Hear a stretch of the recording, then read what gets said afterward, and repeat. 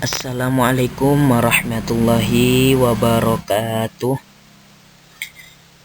Alhamdulillah wassalatu wassalamu ala rasulillah wa ala alihi wa sahbihi wa mawalah, amma ba'd.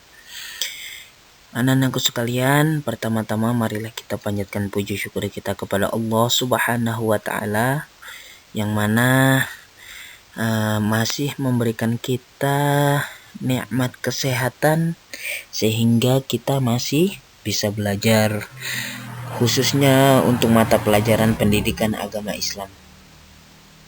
Kedua kalinya salawat serta salam semoga tetap tercurahkan, semoga tetap terkirimkan kepada baginda Nabi Muhammad sallallahu alaihi wasallam yang mana beliau adalah uswatun hasanah, teladan yang baik bagi kita semuanya. Baik anak-anak sekalian, bagaimana kabarnya hari ini? Alhamdulillah, Bapak berharap dan berdoa kepada Allah Subhanahu wa taala anak-anak sekalian diberikan kesehatan, kemudian keluarganya juga diberikan kesehatan, kedua orang tuanya, ayah ibunya diberikan kesehatan. Amin ya rabbal alamin. Baik anak-anak, sekarang kita akan melanjutkan pembelajaran pendidikan al-Islam di semester 1 ini dengan sub pokok pembahasan tentang pengertian sholat dan macam-macam sholat fardu beserta waktunya.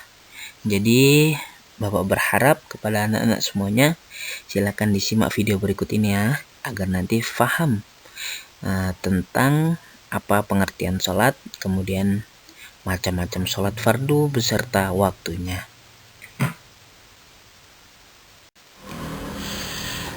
Tujuan pembelajaran kita pada pertemuan kali ini yaitu yang pertama, peserta didik diharapkan dapat membiasakan sholat fardu dengan tertib. Jadi Bapak berharap setelah kita belajar tentang sholat dan macam-macamnya, Bapak berharap anak-anak bisa terbiasa sholat fardu dengan tertib ya, sesuai waktunya masing-masing, yaitu sholat zuhur, sholat asar, sholat maghrib, isya, dan sholat subuh. Kemudian anak-anak dapat mengetahui pengertian sholat secara bahasa dan istilah ya. Kemudian mengetahui macam-macam sholat fardu dan waktunya. Itu adalah tujuan pembelajaran kita pada pertemuan kali ini. Pengertian sholat. Jadi sholat secara bahasa, sholat artinya berdoa. Jadi dalam bahasa Arab salat itu artinya berdoa. Kemudian secara istilah, sholat adalah ibadah yang dimulai dari takbiratul ihram dan diakhiri dengan salam.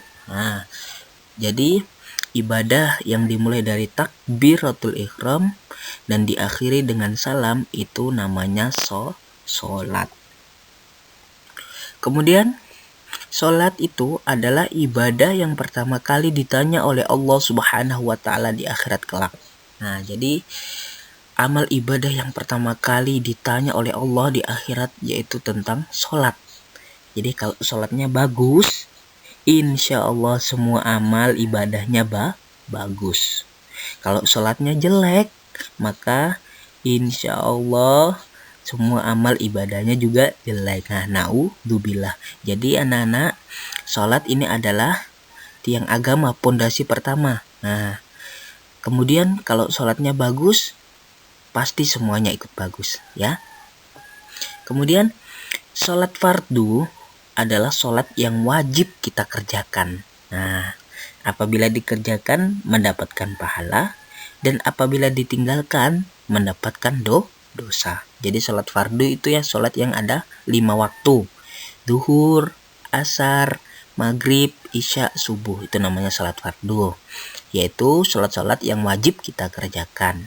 Dan apabila kalian meninggalkan sholat zuhur, kalian meninggalkan sholat asar, sholat subuh, sholat isya, kemudian sholat maghrib, pasti kalian mendapatkan dosa. Dan apabila kalian kerjakan mendapat pahala. Itu ya.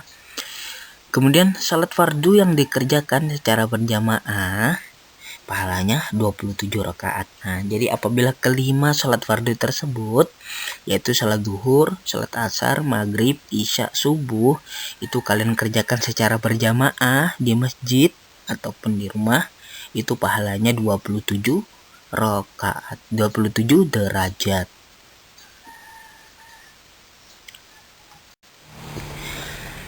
Macam-macam sholat fardu beserta waktunya. Nah, ini yang pertama yaitu sholat subuh. Tadi Bapak sampaikan bahwasanya sholat fardu itu ada 5. Yang pertama sholat subuh. Sholat subuh itu ada 2 rakaat. Waktu mengerjakan sholat subuh yaitu sejak terbitnya fajar sodik, sejak terbitnya fajar sampai terbitnya matahari. Nah, itu waktunya sholat subuh. Jadi kalau matahari sudah terbit, sudah tidak boleh sholat subuh, haram ya. Kemudian sholat zuhur.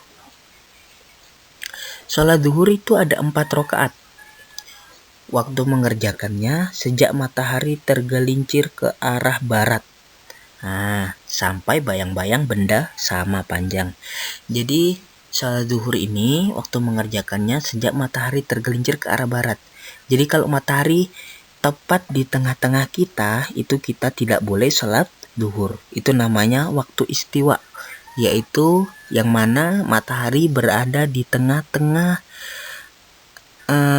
atas kita, pas di atas kita, di atas kepala kita. Itu tidak boleh sholat zuhur.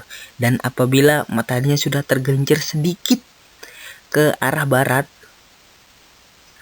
itu makanya waktu mulai mengerjakannya sholat zuhur. Dan sampai bayang-bayang benda sama panjang. Jadi waktu mengerjakan sholat zuhur sampai bayang-bayang benda sama panjang. Anak-anak berdiri di tengah-tengah terik matahari, kemudian ternyata bayang-bayangnya sama panjang dengan tinggi anak-anak sekalian, maka itu batas waktu sholat zuhur. Kemudian sholat asar. Sholat asar juga ada 4 rakaat sebagaimana sholat zuhur. Waktu mengerjakannya yaitu sejak bayang-bayang benda sama panjang. Ini ya. Jadi sejak bayang-bayang benda sama panjang, sejak semisal anak-anak berdiri di tengah-tengah terik matahari, kemudian bayang-bayangannya tersebut sama panjang dengan tingginya anak-anak. Maka itu adalah waktu mulainya mengerjakan sholat asar. Sampai terbenamnya matahari, sampai matahari terbenam. Baik, selanjutnya yaitu sholat maghrib. Sholat maghrib ada 3 rakaat. Kemudian waktu mengerjakan sholat maghrib yaitu sejak terbenamnya matahari sampai hilangnya mega merah. Jadi sejak matahari terbenam itu waktu mengerjakan sholat maghrib. Kemudian sampai hilangnya mega merah. Mega merah itu mega yang biasanya berwarna merah yang di atas langit, yang munculnya yaitu sore-sore menjelang malam. Biasanya anak-anak perhatikan ada warna merah, itu namanya mega merah ya. Kemudian kalau mega merah hilang, maka salat maghrib juga sudah tidak boleh untuk kita kerjakan. Kemudian salat isya, yaitu salat isya ada 4 rakaat sebagaimana salat zuhur dan salat asar. Waktu mengerjakannya yaitu sejak hilangnya mega merah. Sejak hilangnya mega merah sampai terbitnya fajar. Jadi sholat isya ini sangat panjang sekali waktunya ya. Dari hilangnya mega merah, kemudian sampai terbitnya fajar, sampai menjelang subuh, waktunya sangat panjang ya. Tapi dengan panjang waktu itu, anak-anak tidak boleh lehai-lehai, jadi tidak boleh nyantai-nyantai, tetap sholat tepat pada waktunya, itu yang paling utama. Jangan lupa ya, jadi anak-anak jangan lupa mengerjakan 5 sholat fardu, yaitu dari sholat subuh. Meskipun sholat subuh ini berat ya, tapi Bapak yakin kepada anak-anak sekalian bahwasanya anak-anak mampu untuk mengerjakan sholat subuh. Karena anak-anak semuanya termasuk anak-anak yang soleh dan solihah. Jadi sholat subuh 2 rakaat, sholat duhur 4 rakaat, sholat asar 4 rakaat, sholat maghrib 3 rakaat, sholat isya 4 rakaat. Nah, dan yang paling bagus dikerjakan secara berjamaah.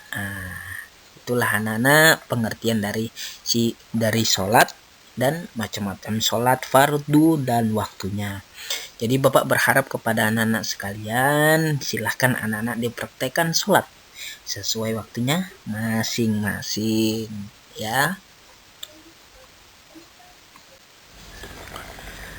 Baik anak-anak sekalian, sekian pembelajaran kita pada pertemuan kali ini. Bapak berharap anak-anak bisa paham semuanya, kemudian dipraktekkan di kehidupan sehari-hari. Untuk hari ini tidak ada tugas ya. Jadi mari kita tutup pembelajaran kali ini dengan doa kafaratul majlis. Subhanakallahumma wa bihamdika asyhadu an la ilaha illa anta astaghfiruka wa atubu ilaik. Assalamualaikum warahmatullahi wabarakatuh.